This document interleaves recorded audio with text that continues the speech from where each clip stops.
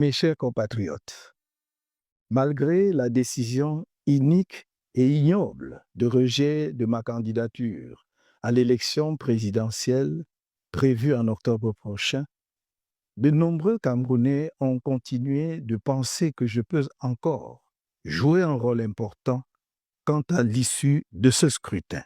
Je les remercie de leur estime renouvelée et de leur confiance inébranlable.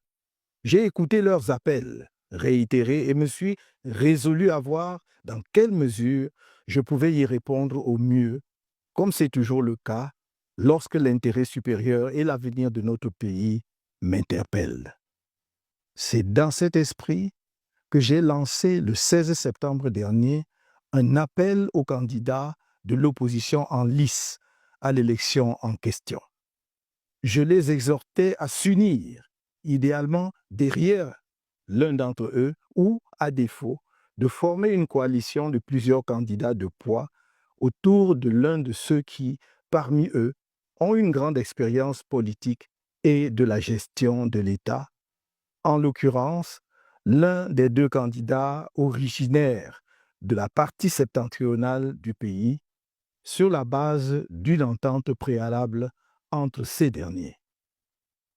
Une telle démarche était, à mon sens, susceptible d'enclencher une dynamique populaire nationale. Elle aurait permis la mutualisation des efforts et d'éviter la dispersion des voix, rendant inéluctable la victoire du candidat porté par l'ensemble du peuple du changement, autant dire tout le peuple camerounais. Depuis cet appel, j'ai reçu et échangé avec 7 des 11 candidats de l'opposition, y compris les plus importants, ainsi que quelques personnalités de la société civile. Je n'ai pas épargné mes efforts pour encourager la réalisation d'une entente entre les candidats de l'UNDP et du FSNC afin de rendre possible une coalition, même limitée, des candidats de l'opposition autour d'eux. Cette démarche offrait, à mes yeux, une réelle chance de victoire qui répondrait au désir profond de changement qui monte du pays tout entier. L'engagement tardif dans la course à la fonction de président de la République des deux candidats originaires du Grand Nord, que l'opinion semble considérer comme les candidats majeurs à l'élection à venir, ne leur a pas laissé le temps de préparation multiforme, indispensable pour espérer, l'un ou l'autre, créer tout seul une dynamique de victoire. Aujourd'hui, vendredi 26 septembre 2025, nous sommes à la veille de l'ouverture de la période officielle de la campagne électorale, au cours de laquelle on devrait présenter un candidat de la coalition aux électeurs et à tout le peuple camerounais à travers le pays. Expliquer sa mission, fixer son visage dans l'esprit des électeurs, surtout dans les zones rurales. Or, un tel candidat n'a pu être trouvé aux grandes dames des Camerounais. Il y a donc lieu de faire le constat suivant. 1.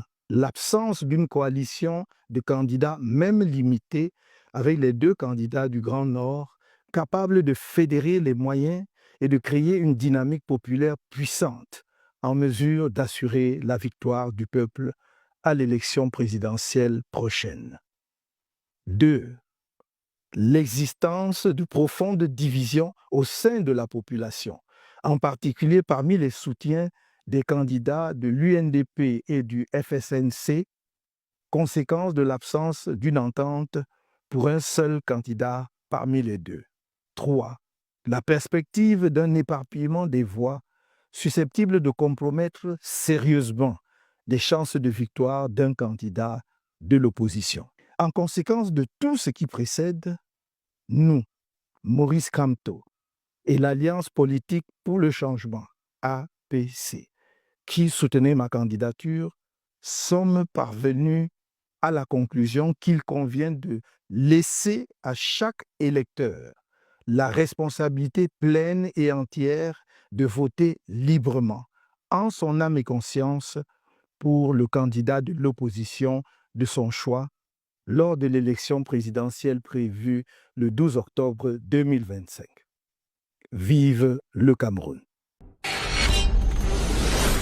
Filer Radar, bien informer et faire découvrir.